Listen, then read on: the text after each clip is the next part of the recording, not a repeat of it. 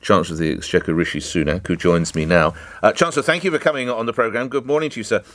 Firstly, am I to assume then... Good morning, Nick. Good morning, Chancellor. There is such a thing as a free lunch. As one of your Conservative predecessors, Norman Lamont, talks of his surprise at shaking the magic money tree, Chancellor.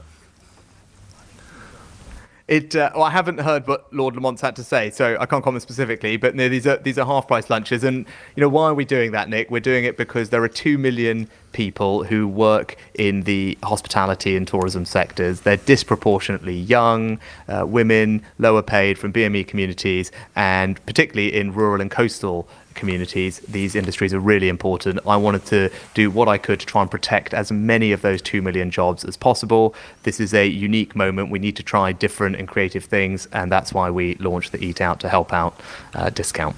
And Lord Lamont, I need to tell you, says that in a very difficult circumstances you did rather well, but he also makes the point at some point this has to be paid back, and it's not a very conservative sounding financial statement, Chancellor.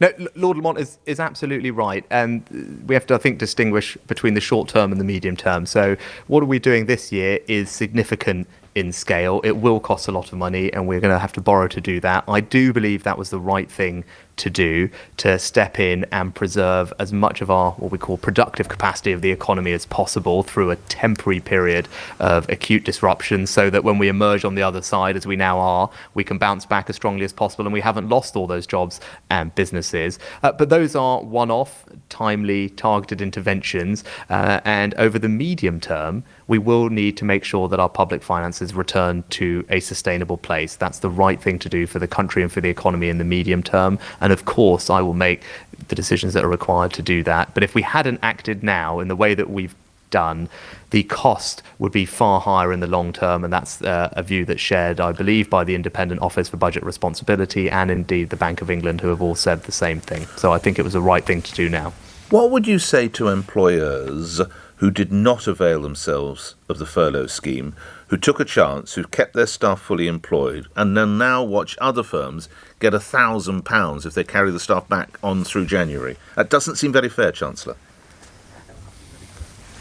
Well, every business has had the opportunity to access the furlough scheme, and even if they haven't accessed the furloughed scheme, and by the way, 1 million companies have, over 1 million, so actually vast majority of businesses have accessed the furlough scheme, and it covered a third of all employment. But I obviously applaud everyone who's got through this crisis. It's been difficult for businesses, but there are lots of other things they may have benefited from. For example, business rates, holidays for everyone in the retail, hospitality and leisure sector, cash grants for our smaller businesses in those sectors. And indeed, we've put in place significant loan guarantee schemes. So businesses, small, medium and large and even super large, have been able to access good liquidity facilities to get them access to the credit they need to get through this crisis. So there is a range of support out there, and different businesses will have used different ones depending on their circumstances. But I appreciate that you are trying to, obviously, when you can, balance the books. But do you really think £1,000 is enough for an employer to retain an employee through January? Yes, we have good analysis of the income distribution of the furloughed population, so we can see what the average earnings are, and we've calibrated the bonus so that it is a significant reward and incentive for those employers. The vast majority of those employers, given what those employees earn, it will make a difference to them, and as I said, will act as a reward and incentive, and it's a way for us to try our best to help protect and support 9 million jobs that already exist. They existed before, and if we can return as many of those people to those jobs as possible, that will be a good thing. And if this helps do that, then I will be pleased. You're keen that people come to the pubs and the restaurants and indeed the hotels, but theatres are still closed. Why? Well, the Culture Secretary has done a fantastic job of working. We've all done fantastic jobs, Chancellor. But I can go to the hotel, but I can't go to the theatre. I think in this instance he really... Yeah, and look, but that's for the simple reason that there's a medical imperative to stop the spread of a virus, and different environments, have a different risk attached to them, and we need to make sure that we can find safe ways for things to reopen. So I do say, I think Oliver Dowden, the Culture Secretary, has been working really closely with industry, and I know that they appreciate what he's done. They're finding very practical ways to get rehearsals back, to get open air performances back, to get some film production is already now happening. So we've made real progress. You're right, the theatres as they are still closed, which is why earlier in the week Oliver announced a very significant support package for our cultural institutions. It's something we all care very deeply about. This is not just the big brand name theatres that might be in London. This is about our local cultural institutions up and down our country. We don't want to lose them while they have to be closed, and that support, the £1.5 billion, will find its way to our important local institutions, help them get through this crisis until they can, find their futures again. Now, let me ask you this. I saw you on the television yesterday, and I've seen you in the papers today. This is not a problem for you because you seem to have the physique of a marathon runner. But when you allow that a lot of people have gained weight during lockdown, and you're encouraging everyone to go to the pub, and you're going to give them 10 quid off their takeaway meals and all their food, their fish and chips and their fried chicken and whatever else it might be, there are 240 sites in Europe from one gym company visited by 2 million people elsewhere in Europe, and the gyms are still closed in the United Kingdom. It's not a problem for you, I know, but others want to shift weight. Why can't they go, Chancellor? It definitely is a problem for me, Nick. Oh, come off it. I mean, what size suit are you? 32? I haven't been able to go. Are you size 32? I saw you on the telly. I've seen more fat on a chip. It's incredible. No, it's probably best we don't get into my what do you work out? I mean, there's nothing of you. Well, less so now because I'm working the whole time and the gyms are closed. So I share your honestly, energy you to and get Boris these Johnson, things it's like little and large. We've worked on a plan. The Prime Minister. No, the Prime Minister himself is on a massive let's help effort. Him. Get him down He's losing the gym. weight. He's exercising. Yeah, he's doing a great job. And so he's on this. I'm on this. We're all keen to see our gyms reopen. I think the Prime Minister said last week that he was going to set out a plan for that to happen in due course. So I'd say to people, stay tuned. You're absolutely right. It's really important. We miss being able to go and keep fit. I certainly miss it. I'm sure your listeners do too. And hopefully we can make progress. But when is due course, Chancellor of the Exchequer? When is due course? I think the Prime Minister said soon, and I wouldn't want to contradict him. So okay, stand by. Can we look forward a little more? And you have accepted at the start of our conversation, all this eventually has to be paid for. I think you can sense the question that's coming your way. Later this year, are we going to hear about tax increases?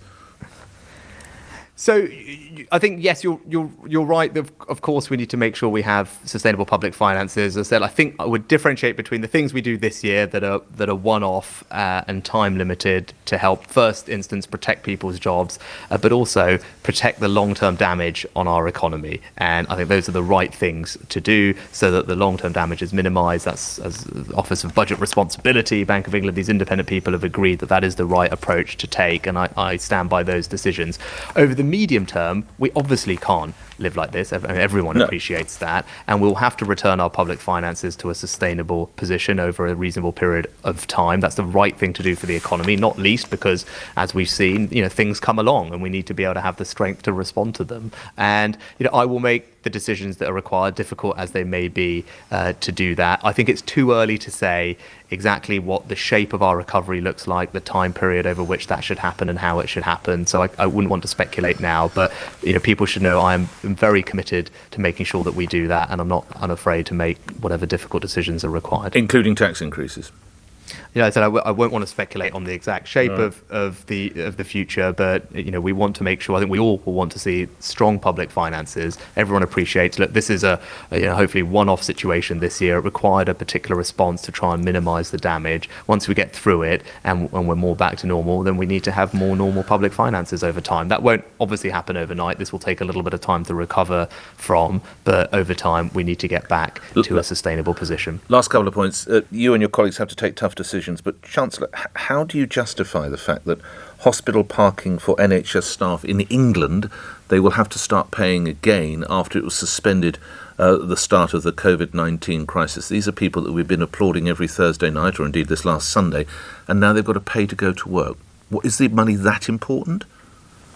No, so I think on this, the position hasn't changed as far as I'm aware. I think we have there's two things going on. We have a manifesto commitment to provide free car parking to those who use the NHS and who are most vulnerable and in need, and we remain very committed to that and putting that in place. But I think the Health Secretary also, at the beginning of this crisis, because of the exceptional circumstances, put in place some temporary easements for NHS staff, and those are in place for the duration of the pandemic, and I don't believe there's been any change to any of those policies. So the NHS staff can still pay for, still park for free, as your understanding? I think the Health Secretary has been clear about how exactly this works, and I don't believe there's been any change to the policy that he's previously announced. Lastly, where are you going to have your first Rishi dishy? Is it going to be is it going to be Asian? Is it going to be? I understand you're a fan of Nando's, Chancellor. I am. Yes, I am. We do fuel a lot of our late night work sessions with things like Nando's. Yes. No, So I think the Prime Minister to ask you the price of a chicken burger with 2 regular sides, Chancellor, you would know instantly. No, what I can tell you is it will be half of that price come August. Well, I don't know how you split £10.25, but anyway, do go on. Yeah. I think the Prime Minister and I discussed going out for breakfast on the first Monday, so we'll try and see if we can make that happen if our schedules allow. So. Okay. All right, well, enjoy. Thank you. Out having scrambled eggs somewhere. A very healthy breakfast. Thank you for your time, Chancellor of the Exchequer Rishi Sunak, appearing here on LBC.